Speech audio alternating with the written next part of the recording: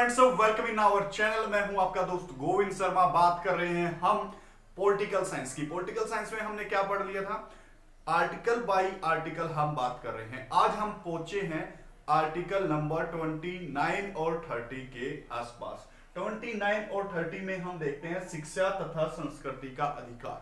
ये क्या है, इसके बारे में डिस्कस करेंगे। जितने भी यहां से क्वेश्चन बनते हैं उसके बारे में हम डिस्कस करेंगे इस वीडियो में। Article number 29। देखो, आर्टिकल नंबर 29 क्या कहता है कि भारत में जितने भी अल्पसंख्यक वर्ग होंगे। देखो, अल्पसंख्यक वर्ग क्या है? माइनॉरिटी। अल्पसंख्यक एक शब्द आया।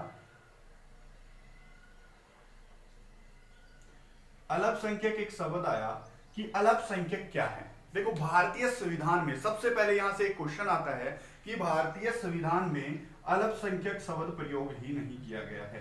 भारतीय संविधान में जो है अल्पसंख्यक जो वर्ड है, जो शब्द है, वो क्या है?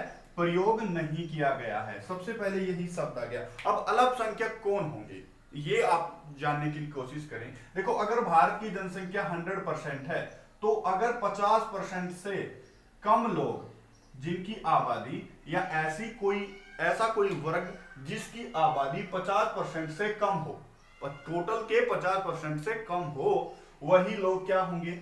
अल्पसंख्यक होंगे। क्या होंगे?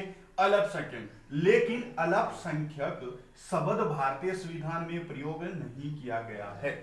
अब आर्टिकल 29 क्या बोलता है? शायद अल्पसंख्यक शब्द आप समझ गए होंगे। देखो, बात कहां पर हुई? अगर हमारे देश में या हमारे समाज में कोई ऐसी संस्कृति या ऐसी कोई भाषा या ऐसी कोई लिपि जो कि थोड़ी क्या हो, यूनिक हो, या यूनिक भी ना हो, या वो कम चीजों पर हो, या वो कम मात्रा में हो, तो क्या बोला गया है? अल्पसंख्यक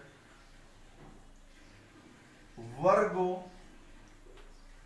अपनी लिपि, भाषा, संस्कृति तथा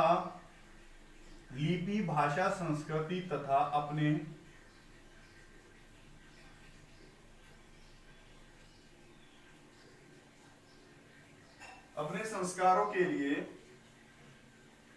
अपने संस्कारों को बढ़ाने के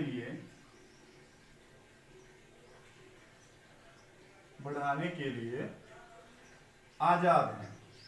देखो, ये है अल्पसंख्यक वर्ग अपनी लिपि, अपनी भाषा, अपनी संस्कृति तथा संस्कारों को बढ़ाने के लिए आजाद हैं। इसका मतलब क्या है? देखो, अगर ये कोई अक्षेत्र है, यहां पर बहुत सारी, ये भारत मान लेते हैं, अपना क्या है? प्यारा भारत मान लेते हैं ये अपना क्या है? प्यारा भारत है।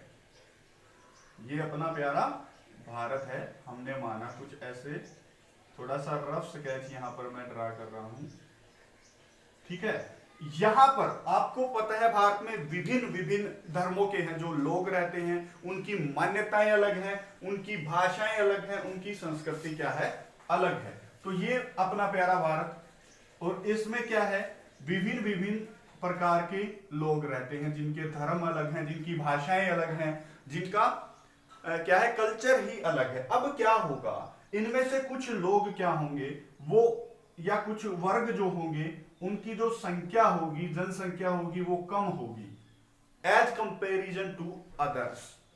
तो अब क्या होगा? अगर भारतीय संविधान इन लोगों को अपनी लिपि, अपनी भाषा, अपनी संस्कृति तथा संस्कारों को बढ़ाने की आजादी ही ना दे, तो इन लोगों का जो ये संस्कार है या इनकी संस्कृति है, वो क्या हो जाएगी? लोप हो जाएगी, या उसका क्या हो जाएगा? हनन हो जाएगा। या एक ऐसा टाइम आएगा जब इन लोगों का जो संस्कार है, संस्कृति है, इन लोगों की वो क्या हो जाएगी? बिल्कुल खत्म हो जाएगी, इनका वर्ग ही खत्म हो जाएगा। तो भारतीय संविधान आर्टिकल नंबर 29 में क्या देता है कि जो अल्पसंख्यक वर्ग है ना, वो अपनी लिपि भाषा संस्कृति को बढ़ाने के लिए क्या कर सकते हैं, काम कर सकते हैं, उसका प्रचार कर सकते हैं, उन पर काम कर सकते हैं। आर्टिकल 29 क्या बोलता है कि जो ऐसा नहीं है कि जो अल्पसंख्यक लोग हैं वही ऐसा कर सकते हैं, जो बहुसंख्यक लोग हैं वो भी अपनी प्रचार प्रसार कर सकते हैं, अपने धर्म का, अपनी संस्कृति का, अपनी भाषा का। देखो कई बार एक चीज उठी कि जो अल्पसंख्यक है वो तो बढ़ा सकते हैं, लेकिन जो बहुसंख्यक लोग हैं क्या वो भी बढ़ा सकते हैं? बिल्कुल। अगर मैं हरियाणवी हूं तो मैं हरियाणवी कल्चर को बढ़ा सकता हूं, चाहे मैं हरियाणा में बहुसंख्यक में आता हूं। वो क्या माना जाएगा? वो एक अपराध नहीं माना जाएगा। लोग मराठी बोलते हैं महाराष्ट्र में तो उनको अपराध नहीं माना जाएगा कि आप तो अल्पसंख्यक का हनन कर रहे हैं, आप मराठी में भाषण दे रहे हैं, आप मराठी में काम कर रहे हैं। नहीं, ऐसा कुछ नहीं होगा। तो अल्पसंख्यक तो अपने वर्ग की संस्कृति को बढ़ा ही सकते हैं, लेकिन बहुसंख्यक भी अपनी संस्कृति को बढ़ाने के लिए काम कर सकते हैं। तो आर्टिकल 29 क्या काम करता है? अल्पसंख्यक पर भी काम करता है और बहुसंख्यक पर भी काम करता है। अब क्या हुआ, आर्टिकल नंबर 30 जैसे ही आया, आर्टिकल नंबर 30 जैसे ही आया, आर्टिकल नंबर 30 जैसे ही आया, तो आर्टिकल नंबर 30 ने क्या किया? देखो आर्टिकल नंबर 30 क्या बोलता है? जो अल्पसंख्यक लोग हैं, अल्पसंख्यक लोग हैं, वो अपनी संस्कृति को बढ़ाने के लिए क्या खोल सकते हैं? शिक्षण संस्थान खोल सकते हैं। और क्या खोल सकते हैं? कोई भी संस्थान खोल सकते हैं। संस्थान के साथ साथ क्या कर सकते हैं? उसका प्रबंधन कर सकते हैं। ठीक है, ये काम कर सकते हैं। ठीक है, अब ये क्या है कि आर्टिकल नंबर 30 के अनुसार अल्पसंख्यक अपने शिक्षण संस्थान खोल सकते हैं ताकि वो अपनी संस्कृति, अपनी भाषा, अपनी लिपि को क्या कर सकते हैं? बढ़ा सकें। ठीक है, वो संस्थान खोल सकते हैं, उसका प्रबंधन कर सकते हैं। ठीक है, और सरकार इनको ऐड भी देगी। अब ऐड कैसी ऐड देगी सरकार? अगर मान लेते हैं दो कम्युनिटी हैं, हिंदू कम्युनिटी और मुस्लिम कम्युनिटी, अगर भारत सरकार 50 लाख रुपए हिंदू वर्ग को देती है अपनी संस्कृति बढ़ाने के लिए, याद रखें, तो उसको क्या है, वो मुस्लिम को भी 50 लाख रुपए देगी।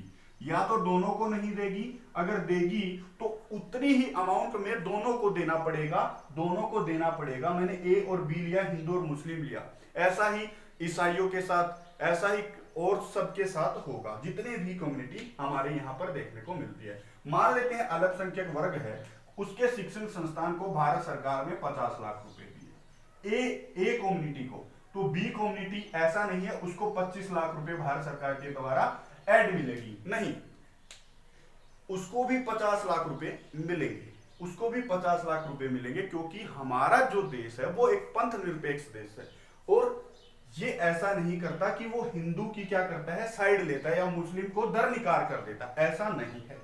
हमारा देश बस भारतीय नागरिकों के ऊपर काम करता है। अगर उसमें कोई हिंदू है, कोई मुस्लिम है, उनके वर्ग को अगर एक को सहायता देता है तो दूसरे को भी क्या है, उतनी ही सहायता प्रदान की जाएगी। तो आर्टिकल नंबर 29, वर्ग अपनी लिपि भाषा के लिए, संस्कार बढ़ाने के लिए काम कर सकते हैं। 30, अल्पसंख्यक शिक्षण संस्थान खोल सकते हैं और उनका प्रबंधन कर सकते हैं, उनके ऊपर काम करके उनका प्रचार प्रसार एक प्रकार से कर सकते हैं। तो ये था आर्टिकल नंबर 30। अब आर्टिकल नंबर लेते हैं हम 31। देखो एक बार मैं रफ कर देता हूं।